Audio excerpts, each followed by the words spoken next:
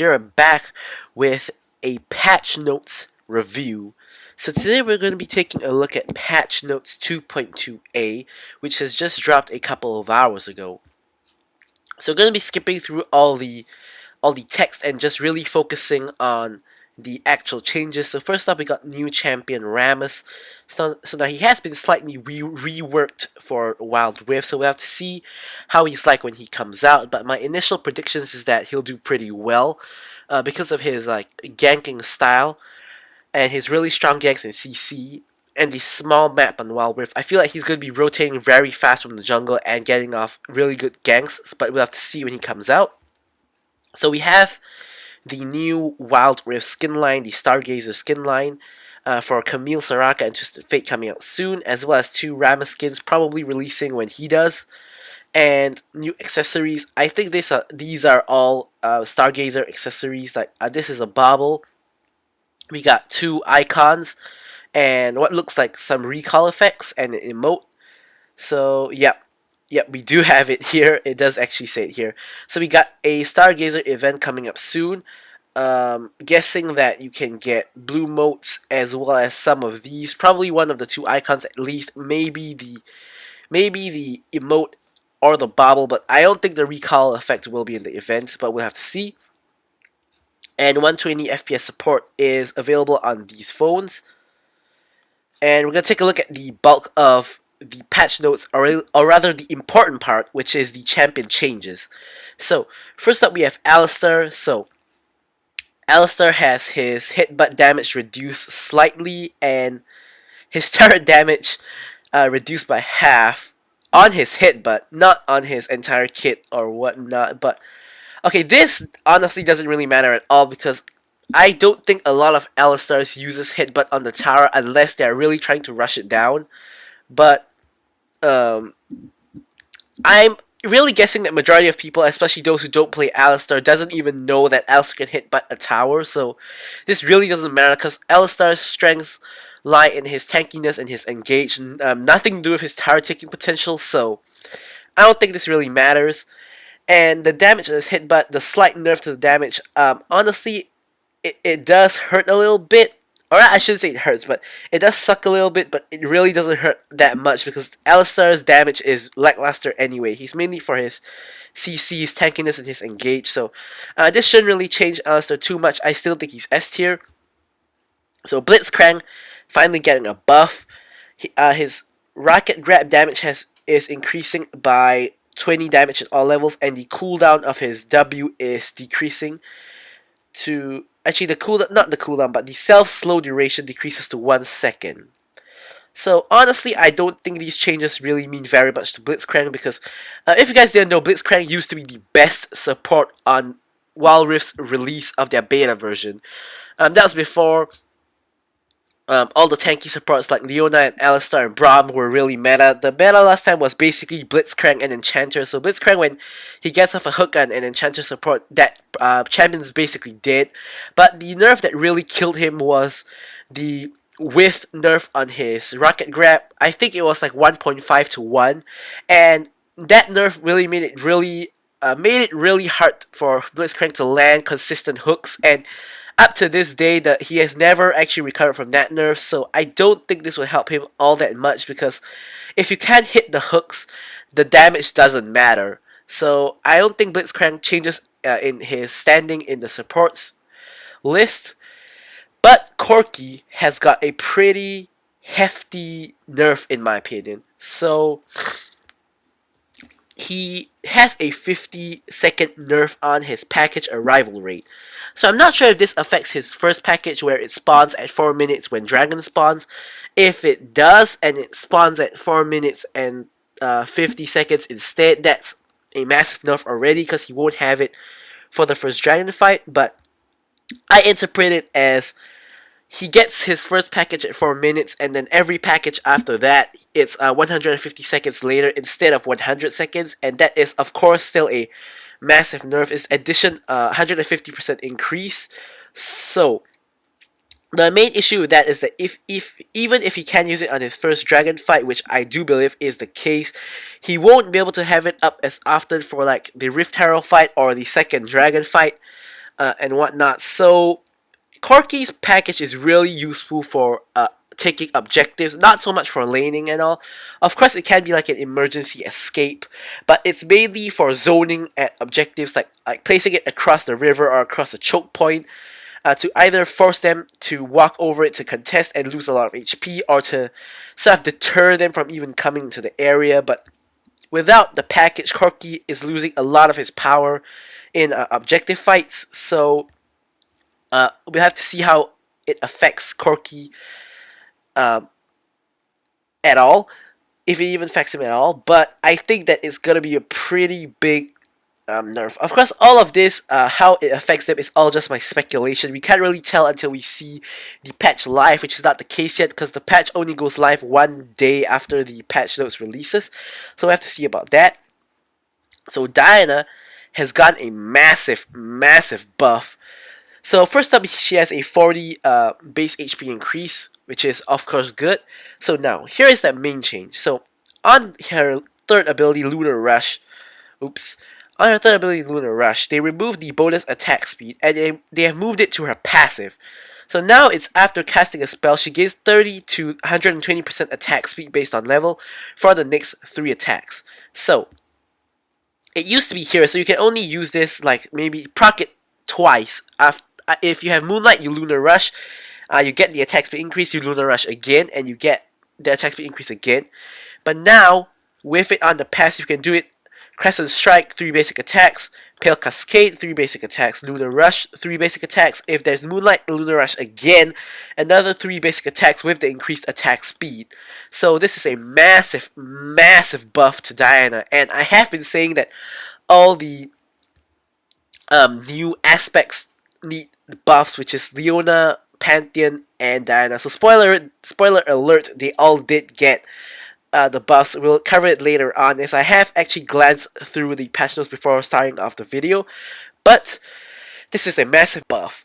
So let's take a look at the first and second skill. So first skill, Crescent Strike, has its cooldown reduced by 1 second at every level. Pretty useful. It's her bread and butter skill that she'll be spamming, so that 1 second cooldown reduction is really helpful. But the second skill, Pale Cascade, has a really big cooldown reduction buff. So at max level, it now is 8.5 seconds instead of 14 seconds at all ranks. So it is probably good to max your second skill second now. So you probably max Crescent Strike, then Pale Cascade, then Lunar Rush. But it used to be Crescent Strike, Lunar Rush, then Pale Cascade.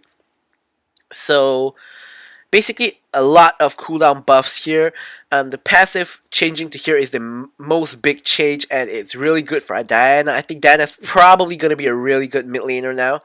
So her ultimate did get an AP ratio buff and a base damage increase as well, on both minimum and maximum. So that's just a damage increase, which of course is going to be really good for her scaling and really good just in general for more damage. So that's really good. So basically she's been buffed on her passive, first skill, second skill, and ultimate. So that's buffs all across the board, and whenever that happens, normally it means the champion is gonna end up being really strong, like how Xayah got buffed on basically everything and she became like basically the best AD carry. But we'll have to see how it goes, of course. And Mundo got nerfed again.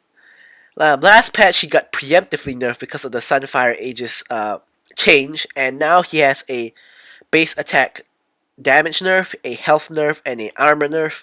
So as well as a third skill nerf. So armor nerf is really gonna hurt him quite a bit. 5 armor is a lot, in case you guys didn't notice. The lower your armor is, the higher the armor gain increase is gonna give you. So what that basically means is that if you're at very low armor, every like 5 to 10 armor is gonna give you a lot more damage reduction against physical damage. But with your, let's say, 150 plus armor, every like 5 to 10 armor increase really doesn't give you that much. So since it's like 45 to 40, that's gonna hurt quite a bit. That's like a good like maybe 4% increased damage to Mundo now from physical damage. It's gonna hurt his jungle clear for the jungle. It's gonna hurt his laning for Baron lane. 40 health nerf is gonna hurt, of course, and of course less damage sucks. And this is pretty big in my opinion. So Masochism used to last for 5 seconds at all ranks. So you have 5 seconds to walk up to the enemy and smack them with your enhanced auto attack. But now at first rank it's 3 seconds, and then 3.5, and 4, then 4.5, so it's never gonna actually hit 5 seconds again, so not even at the max rank, which is what they normally do. They normally nerf it at lower ranks, and then at the max rank, it's back to what it used to be, but this is not the case for Mundo this time, so I think this is pretty sad because Mundo was just starting to creep back into the meta because of the tank item buffs, especially for the Sunfire Aegis, and Mundo's kit itself is really not that attractive. All he can really do is regen a ton, be very tanky, throw some cleavers, and basically just run it down at people just because of how tanky he is. Nothing honestly too attractive about Mundo's kit, aside from the fact that he's probably the tankiest champion in the game, but his kit's not really attractive, and he really was only starting to do well because of the item changes, and this kind of feels like they're kind of gutting him. I feel like this is gonna kill off Mundo in the meta, like almost completely, but we'll have to see about that. So we have some much needed Galio nerfs. So as I mentioned in my tier list, I preemptively put him in like the A tier for support and mid lane, but mid lane he's probably in the S tier, honestly, after facing him a lot more. He does a lot of damage, and most mid lane Galios build full AP, so it increases his damage by a lot, and he's still really tanky just because of his base stats, which is something that Leona needed but didn't have. So he does a lot of damage, and he is honestly really tanky. Like in the early game before tanks get their items, he's more tanky than them. So if games end early, you'll honestly see Galio tanking more damage than his team's actual tank. So that's a really disturbing stat in my opinion. But they did nerf his HP by 40 as well. They seem to love nerfing and buffing HP by 40. So his passive did get a cooldown nerf. So it used to be a 5-4 3-second cooldown at level 159, and it's now cooldown has basically increased by half a second at level 5 and 1 entire second at level 9. So basically he's going to use his passive less often, which helps a little bit. Not a too big change, but yeah. Base damage decrease from 15 to 255 now to 15 to 190.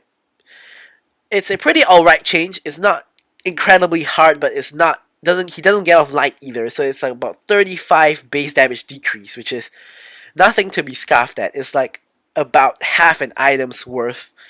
It's like 2 amplifying tomes worth, I guess you could say. So it's pretty alright. I like this change. Winds of War AP ratio reduced from 2 to 1.5 seconds. I think this is a really good change. His Winds of War did way too much damage, honestly. Even in early game without items, it did way too much damage. With the item scaling, it does ridiculous amounts of damage late game. So that's good. Cooldown of his taunt, which is his Shield of Durand, increasing by 3 seconds at all levels. Okay, this is a pretty big nerf, honestly. AP ratio decreased again as well from 60 to 45%. Now, this is a pretty big change on the second skill. 3-second increase at all ranks is going to really, really hurt. 15 seconds at max rank compared to 12 seconds is pretty big of a change. Really gonna hurt him a ton. AP ratio decrease as well, gonna hurt. Justice Punch range decreased quite a bit. So honestly, I did want Galio to get nerfed, but it feels like he's getting over nerfed here. He's getting nerfed a ton. Like his second and third skill nerfs are really harsh. I do like the base stat and the passive as well as the first skill nerf, but I feel like maybe the second and third skill nerf is pretty harsh. So we're gonna have to see how Galio does after the changes. But one thing I like to point out is that Galio support is relatively is going to be doing relatively better with these nerfs because he builds tank. So the AP ratio nerf on the second and first skill not really going to matter too much. Of course, it's still going to hurt by the cooldown reduction on the second skill and the dash range decrease as well as all the rest. Actually, it's not going to be affected too much by this, but support might be the stronger position for Galio after these nerfs. I'm not too sure about that. But we're going to have to wait and see because his AP ratios everywhere and his base damage is just decreasing all over the place. So feels like maybe damage Galio may not be as good and Galio might be more of a utility kind of support, tanky support. So we have to see about that. So here he finally got Leona nerfs, but it's not the one that I was kind of looking for. So the cooldown nerfs are to her first and third skill, which is her dash and her point and click stun. So I wanted her to get some kind of like maybe base stat increase for her defenses, or like a better growth in defensive stats. But instead, she got a buff at the very least. At least they didn't like nerf her like how they did to Jin, even though he was already basically out of meta. So the buff is to her first skill, where it's a 5-second cooldown at all ranks instead of 6, which is of course helpful. And her Zenith Blade has a massive buff. It's a cooldown buff, and at max rank, it's a 4-second buff to a 10-second cooldown originally. So now it's like 6 seconds on the Zenith Blade. I definitely think you're gonna be maxing the third skill first, since after these changes. So you're gonna have every 6 seconds you're gonna be able to dash to someone and start and root them. So this is quite a massive buff, honestly, but it still doesn't cover her weakness of being really squishy in the early game, especially for a tank. So we have to see how these changes affect it. But the Pantheon change is exactly what I wanted. So first up, he has a attack damage increase from 58 to 64. Of course, I've been saying Pantheon needs more damage early game. His strength is supposed to be in early to mid game, but he is really weak early game prior to this buff. So he has an increased growth for attack damage per level from 2.65 to 3.6. So that's roughly 1 every level. So since you level up 14 times, roughly a 14 damage increase. That's about 1 free BF sword, not BF sword, 1 free long sword. So pretty alright. Of course, more damage equals more better state for Pantheon. So his Q buff is what I really wanted. So for both his tap and charge damage, it's all increased. At first rank it's like 55 to 70, and at max rank it's still the same. But this really affects his early game damage, because for the first 3 ranks there are increase in damage. There is increase in damage. He has a better AD ratio and a better crit damage ratio. So this is basically early game buff. This is early game buff, and this is you could say it's like an entire game buff, but he still gains more damage in the early game, so I would say that it also buffs his early game. So all the changes buffs his early game, like especially his first few levels, and that's really the change that we need. So let's see if this makes Pantheon better, which it should, because that's his strength in the PC version, which is his early game. So we'll see how good this makes him. Then we're going to take a look at Shyvana. So Shyvana, as you guys saw in my tier list, is pretty high up the ranks in the jungle tier list. She's got it all, apparently, according to them. So they nerfed her HP by, yet again, 40. Her Twin Bite increased in cooldown by 1 second. Honestly, not too big, because she gets the cooldown back from basic attacking anyway. So I don't think this is going to hurt too much. The E nerf maximum unhit HP damage ratio 3.5 to 3%. Now that's gonna hurt, of course, because it's on maximum HP damage, so that's gonna hurt a little bit at the very least. But I don't think this is gonna affect her too much. She should still be fine. Tristana gets another buff. She got the W buff in 1 or 2 patches ago, and now she's getting another buff. So she got the same treatment as Pantheon, another free BF sword at max rank. So Tristana is really not meta at the moment. I don't think this change helps her too much, because her early game is weak, but her late game, honestly, if you can survive to late game with Tristana, much like Vayne, she is really strong now. Any AD carry technically is strong late game, even Vayne and Tristana, who I've ranked really low on my tier list. But the reason why they're ranked really low is because of their weak early game, so they can be taken advantage of, and they take really long to scale because of how easy they are to bully. So for Tristana, this change probably not going to help her too much. And the third skill buff, cooldown buff, probably not going to help her too much as well, even though you max it first. But the cooldown reduction is just by like 1 second per level, granted. So it's like a 3 seconds cooldown buff at the max rank. However, as I said, it's still going to take some time to get there. You get there at like level like 7 or 8. So it's already like, that's like already mid game, so it still doesn't really help her early game. So I don't think Tristana's gonna move anywhere in the meta with these changes. But of course, nice to get a buff on Tristana, who is already really weak. Vi has caught a nerf. Now, Vi is like, I believe I ranked her as A tier. I find that she's pretty good, but honestly not stacking up to like the people above her, like Lee Sin, Evelyn, Shyvana, and all. But she has caught a 5 armor nerf, which I've already covered why it hurts so much in the Mundo section of the video, so I think this is going to hurt her quite a bit. She has a 10-second nerf on her ultimate, so that is really going to hurt. 10 seconds on her ultimate is going to affect her ganking and her like her jungle pathing and all, because normally you would want to gank when your ultimate is up, then go back to farming jungle when it's down. A lot of jungle champions are like that, like Evelyn and all. However, this is really gonna hurt her quite a bit. I think Vi might drop off, and she's like really viable at the moment, but she's not top tier, is what I would say. So she may not be viable after this change. We shall see. So Infinity Orb getting the Blade of the Rude King and the Moral Reminder treatment, where the price goes from 2850 to 3150 instead. So Infinity Orb is a first item for a lot of champions like Akali, and some Katarinas go Infinity Orb instead of the Gunblade, so it's gonna take longer to get the Infinity Orb, and so it might affect some champions, but we'll have to see. We really have to see on that. Some people like Gragas and Cannon also rush Infinity Orb, depending on your playstyle, so we'll have to see. So Sunfire Aegis getting, honestly, what I feel like is a pretty big nerf.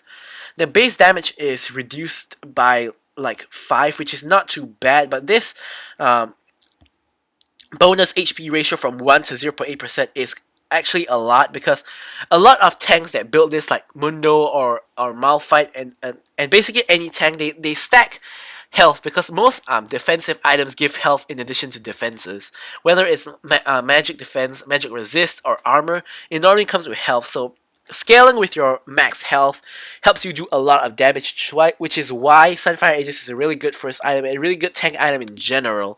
However, with this nerf, that 0.2 difference is going to actually make quite a big of a difference, and we're going to see if we can feel the change. So yeah, and I have actually already recorded a Malphite video that I have not posted yet, and I was using Sunfire Aegis as the first item, so you guys will see how much work it puts in.